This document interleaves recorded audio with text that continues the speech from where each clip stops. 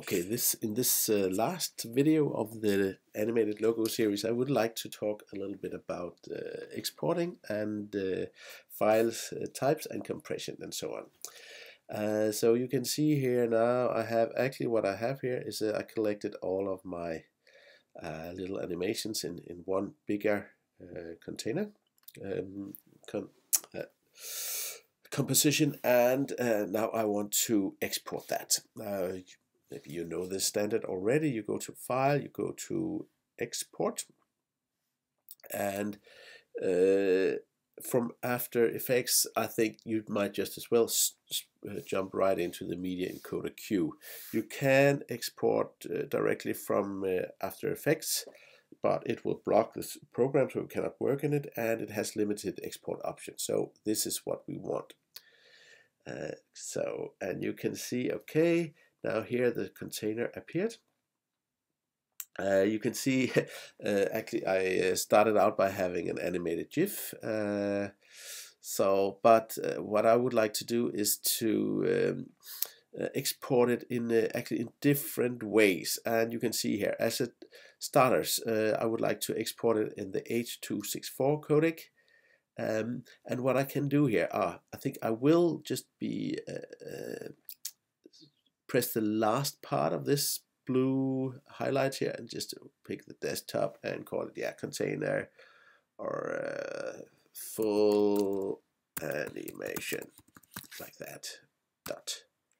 So because then I know where it is and I will not have to search my computer to find it. But I can click the middle one here, and you can see I will have this this kind of little preview window. See, I can see some of it is out of my area here, so you can see it like this. Okay, so you can see I can scrub. So here's the full animation. This great. It's about 20 seconds. And here I have a bit more control and maybe also a bit more information. So I click the H.264 codec, which is generating, you can see down here, an MP4 file. And maybe just a little talk on codecs and files. And actually I have a little keynote here. Because you can, sometimes people get confused about this, and they say, it's H.264, or it's MP4, or it's QuickTime, or it's MOV, or something like that.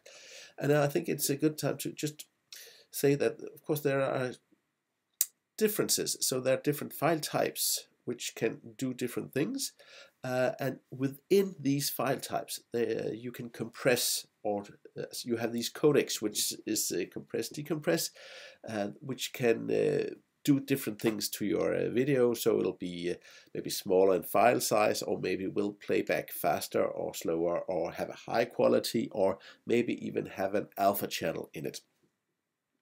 But it's just to say that each of these, or at least the different file types, can have different forms of compressions within it. So making it an MOV file will not necessarily make it a small file or a compressed file. And the same for MP4 and AVI. Good. So our choice often when we are publishing for web will be the MP4 file and the H.264 codec. You can see we have the newer one, the H.265 codec, but I just checked in on YouTube, Facebook, and so on, and they all prefer to have it in the H.264 codec, and that's the best way to just comply with what they want. I think the difference is that this one will make a smaller file, but it will require a little bit more computer power for the computer to play it back, where this is easy to play back, and it's a small size, even though it's not as small as this. Okay, I have some other codecs up here, and just to mention that we have the uncompressed codec, which is called the animation codec, which will make really big files, but also excellent quality. For work in progress, this would be a good one to choose. Then we have ProRes 422, and that's often when you exchange videos. This is it's related to the QuickTime format, the MOV file here. which is often that in the industry, if you work with production houses, this is the format that they want, compressed in this way within the QuickTime container. I would just like to mention the last one. You can see there's a ProRes called 444, and what's why this is special is because it has an alpha channel. That means that it can show transparency. And what's that all about? I think I just jumped to Photoshop. I have a little example here because Photoshop is, I think, is easier to just showcase what the thing is all about. So I have, you see, I have a picture. It's you can see here up. It's RGB, which is of course how computers show colors, and this is about that. To make this picture, you can see we have the red, the green, and the blue color channel. And if I just take some of them away, you can see they're all actually in grayscale, which just means that every color is defined by a value within 0 and 255 to say how much red should there be in there, how much green, and how much blue, and that's all kind of adds up to the full color palette, which then in turn gives us the millions of colors. But maybe you can see down here, I have a fourth channel, which is, in this case, is the mask channel, but it is actually my alpha channel. Will not help so much here, but you can see this is actually the mask creating this vignette, transparent vignette I have around this picture, and this is actually signified here, like just like the others are have a grayscale value. The mask has a grayscale value. Okay, so it's just to say that when we want to export with transparency, we need 4 channels and not just 3.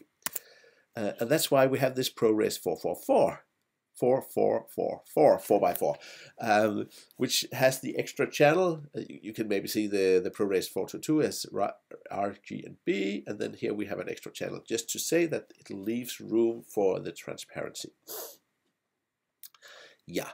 Okay, so what does that mean? So right now I have just made a standard export of my my little clip here. Go to the media encoder again. Yeah, so it's just to say that if I wanted the transparency, I had to go to, you can see here, I can go to the QuickTime format, and then I can go the presets. I can open them, and then down here you can see Apple ProRes 444 with alpha, and I could check that, and then it would have the alpha channel in it. Of course, I don't need that in this example because it has this yellow background, so I'll just cancel that, and we stick to the H2644.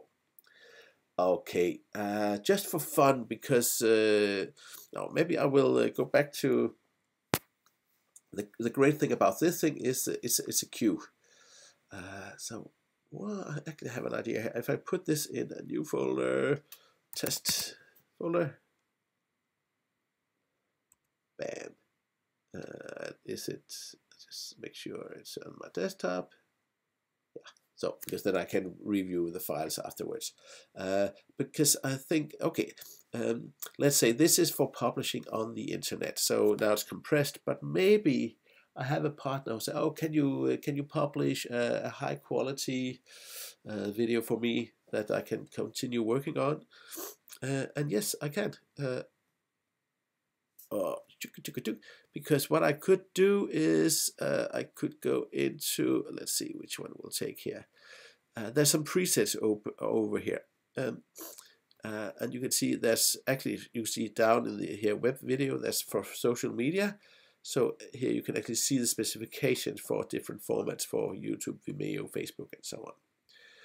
But now I would like to export it in a high quality format. So I could go into, just take this Adobe Stock, Adobe Stock HD. So I think my footage is full HD. So you can see if I hover over it, it'll be a ProRes 422 HQ, and I'll just pick that one. And then can you see I can press the button here, apply preset, and then it'll add a line here, so I can actually render 2 at the same time. Okay, and I think I will do that. They will just work their way through here. Okay. Now I forgot to change the place where I put the QuickTime one. The reason why I do this is just to give you an idea of the differences in. You can see the second one takes a little bit longer time to render. The differences in this. So sorry, just give me 1 sec.